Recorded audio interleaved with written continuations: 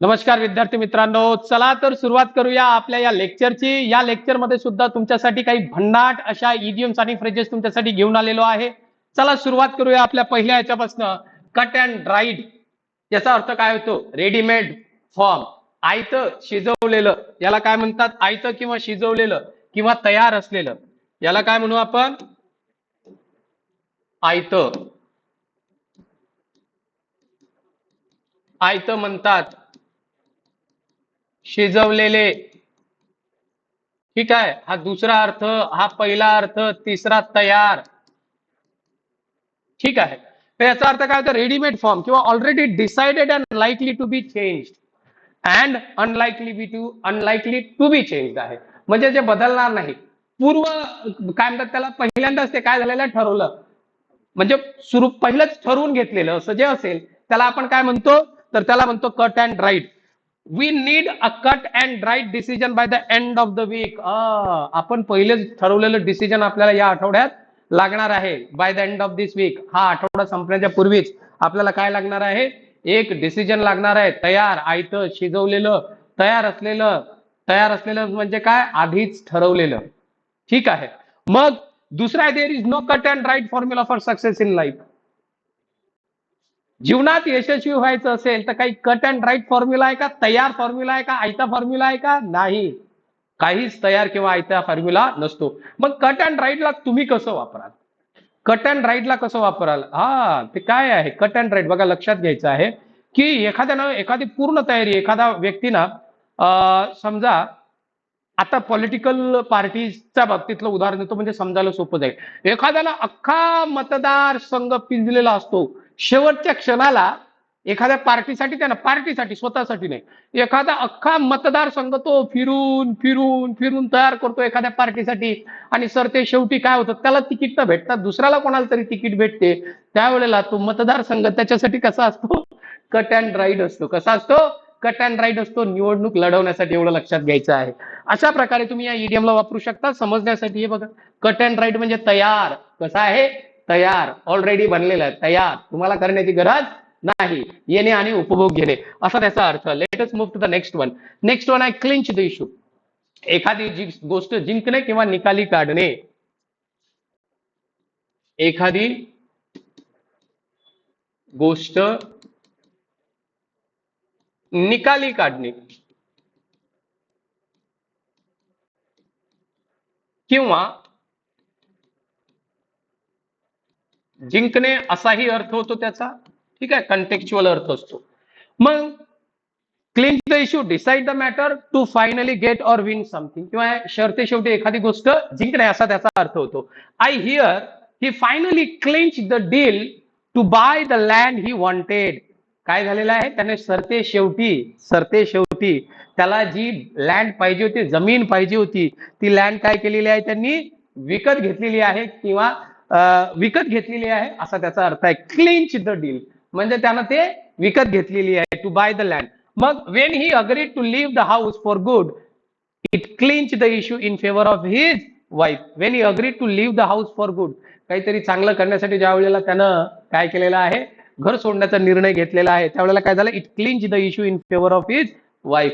म्हणजे त्याच्या बायकोच्या मनात जे होतं त्या मनातल्यासारखं झालेलं आहे, किंवा it clinch the issue in her favour, तिला पाहिजे तसं हे झालेलं आहे, तिला जसं पाहिजे ना तशी ही गोष्ट झालेली आहे. म्हणजे decided the matter in favour of his wife, त्याच्या बायकोला जसं पाहिजे तसं तिच्या मनासारखं इथं झालेलं आहे, वेगळं होणे.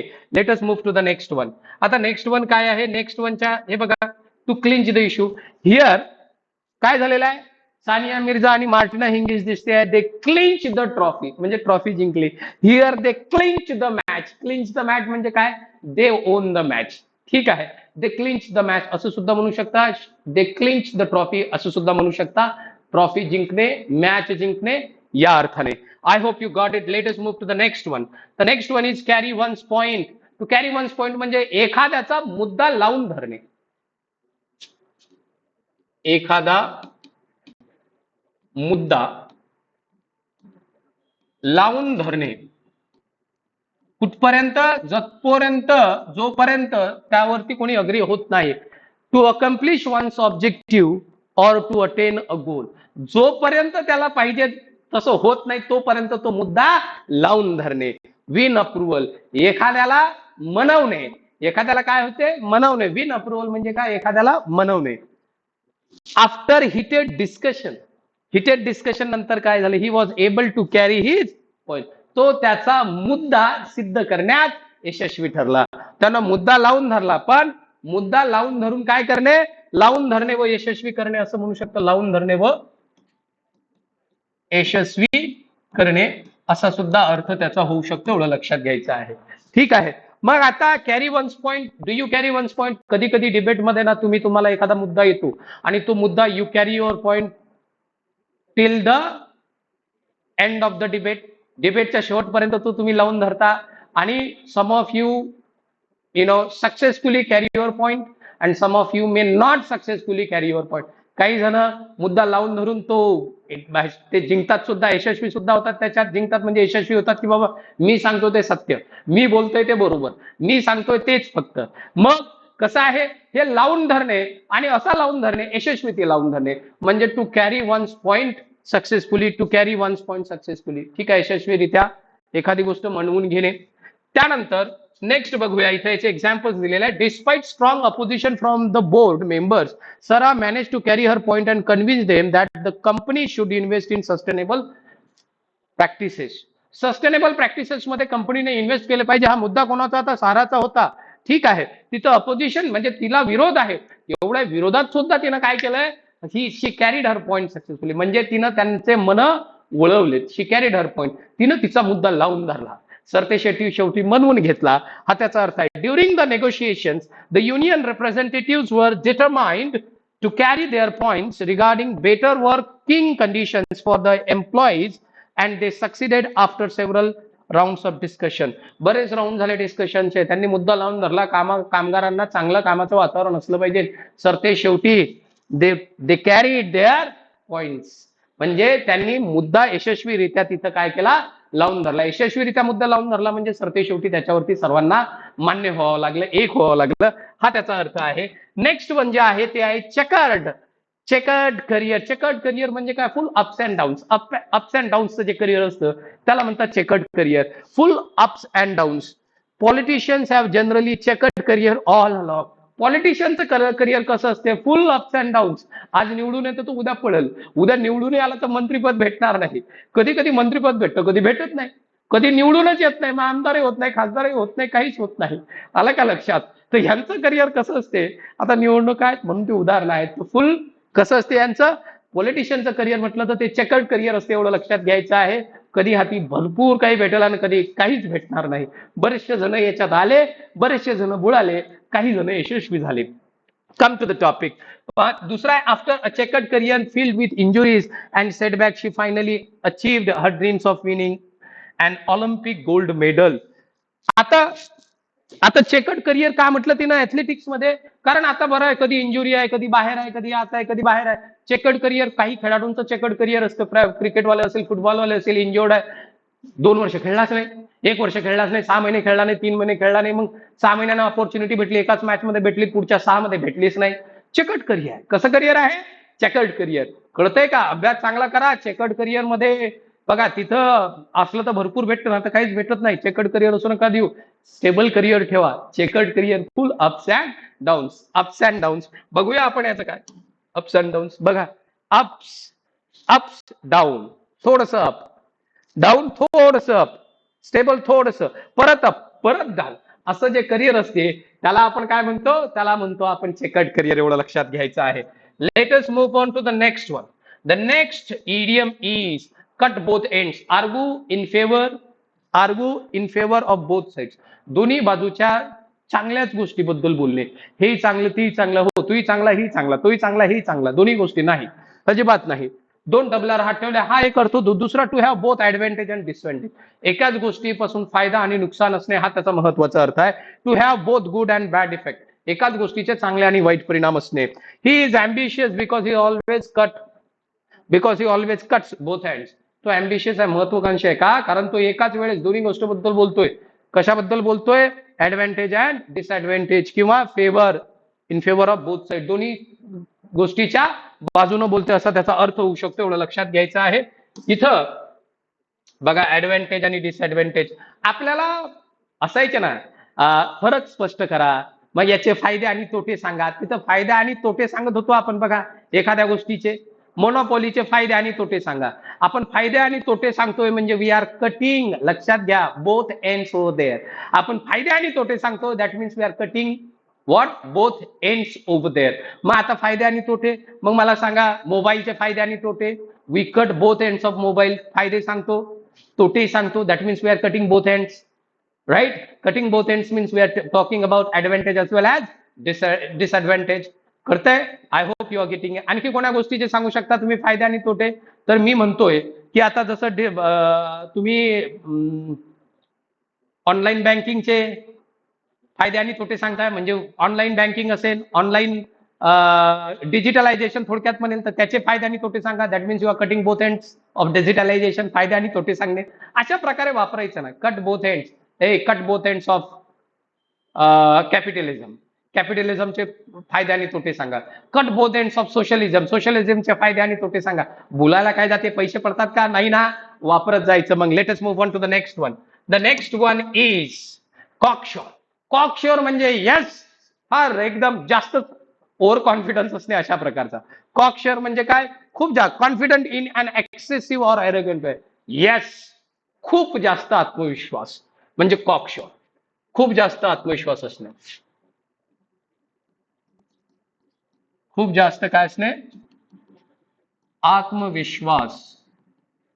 खूप जास्त आत्मविश्वासाने भरलेला किंवा खूप जास्त आत्मविश्वास असणे असे त्याचे दोन अर्थ होतात. ठीक आहे. जॉन्स कॉकशोर ऍटिट्यूड, त्याचा cocksure attitude often rubs his colleagues, त्रास देतो त्याच्या कलिग्सला, the wrong way. He is always believe he knows best without considering other. दुसऱ्याचं काही देणं घेणं नाही, मी म्हणतो तेच खरं आहे, मला वाटते तेच बरोबर आहे. त्यावेळेला you cocksure, I am cocksure, he must be there. तो तिथंच असेल, मला माहित आहे तो तिथंच असेल. बाकीच्यांना काय वाटतं काही देणं घेणं नाही. I am cocksure this party will win the election. बाकीच्याचं मत मान्य काहीच पाहायचं नाही. आय एम कॉकशुअर हा खासदार निवडून येईल. आय एम कॉकशुअर हा खासदार पळल. आय एम कॉकशुअर हे पार्टी एवढे मत मिळवेल. कॉकशुअर, ओव्हर कॉन्फिडंट किंवा एक्सेसिव्ह कॉन्फिडन्स तो असतो, त्याला कॉकशुअर म्हणतात. नेक्स्ट वन काय? He was so cocksure of his success that he applied for the job before the declaration of the result. तो एवढा आत्मविश्वास होता त्याला त्याच्या रिझल्टचा, एवढा आत्मविश्वास होता त्याच्या रिझल्टचा की त्यानं रिझल्ट लागायच्या अगोदर आधीच काय केलं, जॉबसाठी ऍप्लिकेशन भरलेला आहे, अप्लाय केलेला आहे, असा त्याचा अर्थ होतो. Let us move to the next one. हे बघा कॉकशोर, ते बघा किती कॉकशोर आहे का ते आहे का वाघ? नाही, पण तिला बघा काय दिसते, लायन. मी लायनच आहे, मी I am not a cat, I am the lion, I am the lion, मी लायन आहे. तोच जो आरशात दिसतोय तो कॉकशोर याला म्हणतात. Let us move on to the next one. Cock a snook म्हणजे टू शो इम्प्युडंट कंटेम्प्ट, एखाद्याला लय चिल्लर समजणे, एखाद्याचा आदर न करणे. ओपनली शो कंटेम्प्ट और lack of respect for someone और समथिंग, एखाद्या गोष्टीला धुतकारणे म्हणजे कॉक अस्नुक. त्याला कॉक अस्नुक असं असं करतात ना, ते त्याला कॉक अस्नुक म्हणतात. बरोबर आहे की नाही? कधी कधी पोरं असे करतात, तशासारख्या ऍक्टिव्हिटीला कॉक अस्नुक. एखाद्याचा अनादर करणे, एखाद्याचा किंवा एखाद्या गोष्टीचा अनादर करणे, एखाद्याचा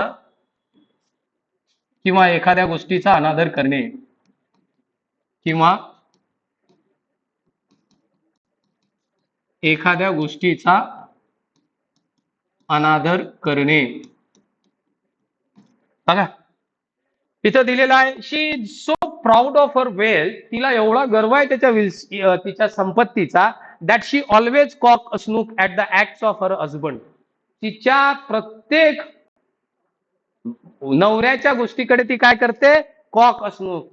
तुम्हाला लयच कळते, तुम्हालाच नाही कळतं, कळतही नाही का, एवढंही नाही कळत का, काय आहे, अशा प्रकारचं जे असते ना ते डिसरिस्पेक्टिव्ह बिहेवियर, त्याला म्हणतात कॉक अस्नुक. काय म्हणतात त्याला? कॉक अस्नुक म्हणतात. एवढं लक्षात घ्यायचं आहे सर्वांनी.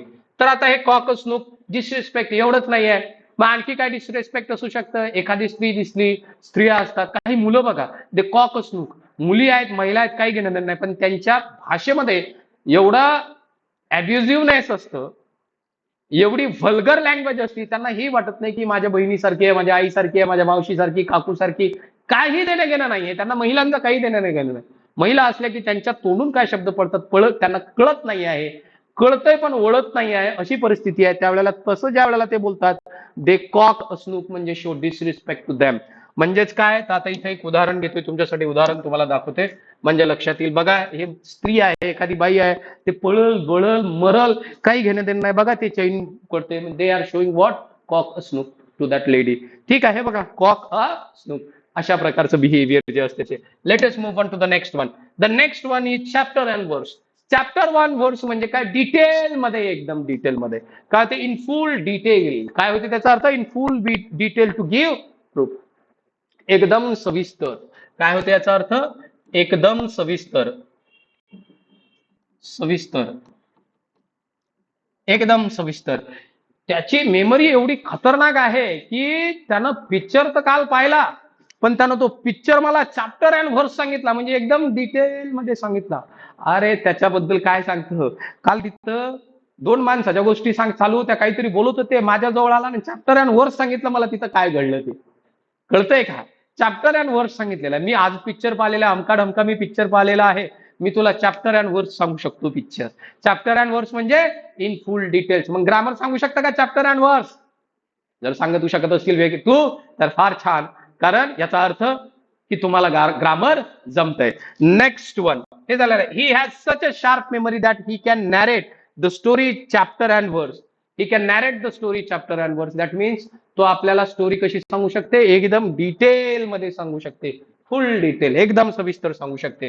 हा त्याचा काय होतो, अर्थ होतो, एवढं लक्षात घ्यायचं आहे. त्यानंतर नेक्स्ट वन जो आहे तो आहे कुल वन्स हिल्स. कुल वन्स हिल्स म्हणजे काय, एखाद्याला वाट ताटकळत ठेवणे, वाट पाहायला लावणे.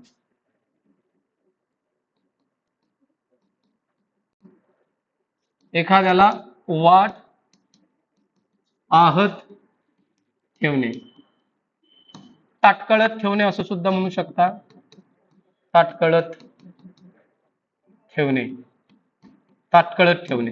ही had to cool his heels before he could meet the president of the party. पार्टीच्या प्रेसिडेंटला भेटण्यासाठी त्याला बराच वेळ काय करावी लागली, वाट पाहावी लागली. काय लागली, वाट पाहावी लागली. I won't cool my feet to meet anybody. मी कोणाला भेटण्यासाठी वाट पाहणार नाही. आता भेटत असेल तर भेट, नाही तर नको भेट. Cool your feet. मी सरांना भेटायला गेलो आणि सरांनी आम्हाला ना आमचे फीट कूल करायला लावले, म्हणजे वाट पाहायला लावली. Sir wanted us to cool our feet, cool our heels, not feet, cool our feel, not fit. ठीक आहे. He had to cool his heels before he could meet the president of the party, not fit hill. म्हणजे त्याला काय करावी लागली, वाट पाहावी लागली. Will you cool your heel in order to meet somebody? No, I won't cool my heel in order to meet anyone. Will she cool her heels to meet you? ती तुला भेटण्यासाठी वाट पाहणार आहे का? No, she won't cool her heels to meet me. अशा प्रकारे तुम्ही तुमच्या बोलण्यात वापरू शकता. ठीक आहे. लेटर आता याचं एक उदाहरण सुद्धा बघूया. बघा इथं याला म्हणतात they are cooling their heels. They are cooling their heels means they are waiting, they are waiting and waiting, waiting and waiting. हा त्याचा अर्थ होतो, एवढं लक्षात घ्यायचं आहे सर्वांनी. Let us move on to the next one. इथं एक आपल्या IBPS TCS ची बॅच आहे आपल्या ऍप्लिकेशन वरती. आज डाउनलोड करा, बाय करा. IBPS चा आहे, त्याचबरोबर कंबाईनचा कोर्स सुद्धा दिलेला आहे. व्हिडिओचा रेफरन्स द्या, 25% प्लस डिस्काउंट घ्या, 50% ऑलरेडी आहे. फार स्वस्त तुम्हाला बॅच मिळून जाईल. Next one. आणि बघा, फक्त हे भेटूनच जाणार नाही, शिकवण्याचा माझा वे जो आहे ना, जसा इथं आहे तसाच असेल, किंबहुना याच्यापेक्षा जास्त असेल. तिथं ऑब्व्हियसली पेड बॅच आहे, तर याच्यापेक्षा अनेक गोष्टी तुम्हाला सरसा तिथं मिळतील, याबद्दल मात्र मी गॅरंटी देतो. Let us move on to the next one. Next one is the next and the last, that is carrot and stick policy. Carrot and stick policy म्हणजे काय, गाजर दाखवणे. काय दाखवणे, गाजर दाखवणे. Reward and punishment. काय आहे, रिवॉर्ड अँड पनिशमेंट. गाजर नको दाखवू मला, गाजर दाखवणे, पुढे बोलवणे, मागून झपके देणे, गाजर दाखवणे, पुढे बोलवणे, मागून झपके देणे, अशा प्रकारची policy. A successful businessman follows the carrot and stick policy towards his employees. Carrot and stick policy, काम करून घेते, त्यांना म्हणते बोनस देतो, काळजी नको. या दिवाळीला प्रत्येकाला 1-1 लाख रुपयाचं बोनस. लय काम करून घेतो, मग बोनस काय भेटत नाही. मग म्हणते या दिवाळीला नाही भेटलं, जानेवारीत तुम्हाला बोनस देईन आता 2-2 लाख रुपये. मग याला काय म्हणतात? Carrot and stick policy. कुठली पॉलिसी म्हणतात? Carrot and stick policy. अशा बऱ्याचशा कॅरेट अँड स्टिक पॉलिसी तुम्ही पाहू शकता. तुम्ही आम्हाला मतदान करा, आम्हाला निवडून द्या, आम्ही तुम्हाला हे देऊ ते देऊ, भेटत काहीच नाही. Carrot and stick policy. कुठली? गाजर दाखवण्याची पॉलिसी. गाजर, असं गाजर ठेवायचं. उदाहरणार्थ तुम्हाला पिक्चर दाखवतो म्हणजे कळल. ही जी पॉलिसी असते ना, ही अशी जी पॉलिसी असते ना, ही पॉलिसी समजून घ्या. या पॉलिसीला म्हणतात carrot and stick policy. Don't be victim of this policy ever.